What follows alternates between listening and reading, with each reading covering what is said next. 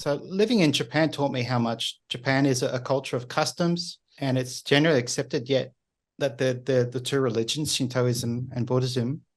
Yet, yeah, I never considered Japanese religious people. I think the only religious person I've ever met in Japan was a Christian.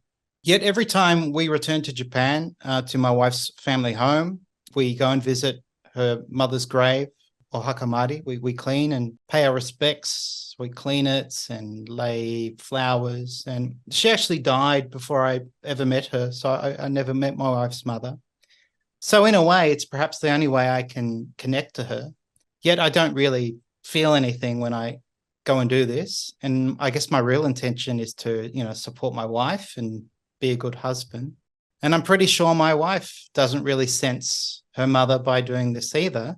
And I think we'd both like to experience some connection. And my wife's definitely not a Buddhist, but again, when we go back to Japan, we will definitely do this. And so it made me realize, it's this, I guess you call it this Buddhist religious practice without belief.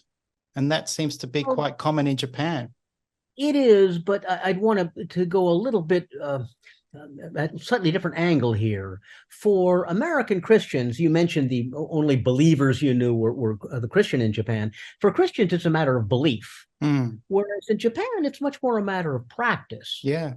And particularly among women in the household, because they're the ones who take care of the family altar.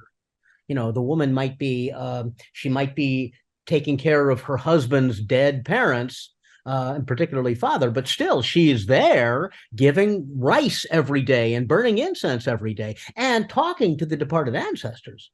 And if you talk to the departed ancestors on a regular basis, you begin to feel something's there. Now, I, like you, never met anybody who said, I am absolutely and 100% convinced that my ancestors are there. But few people would say zero. Many would say, well, every day I talk to Grandpa because my he works in construction and I want to make sure he's okay. And Grandpa may be able to help him out.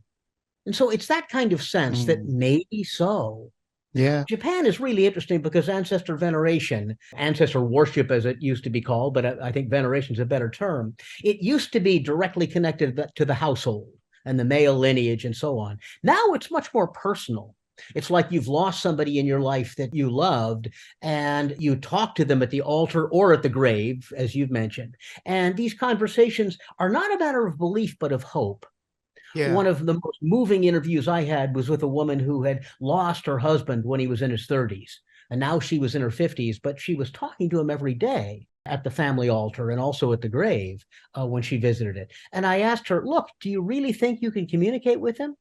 And she said, look, I work in computers. I'm a rationalist. I'm a scientist. So of course I won't. But I know I will. Despite the logic that tells me no, I know that I'm going to talk to him again. I'm certain I will. And I'm certain I can talk to him at the altar. So hope is against logic, and hope tends to win out very often. Emotion wins out, which I find really moving.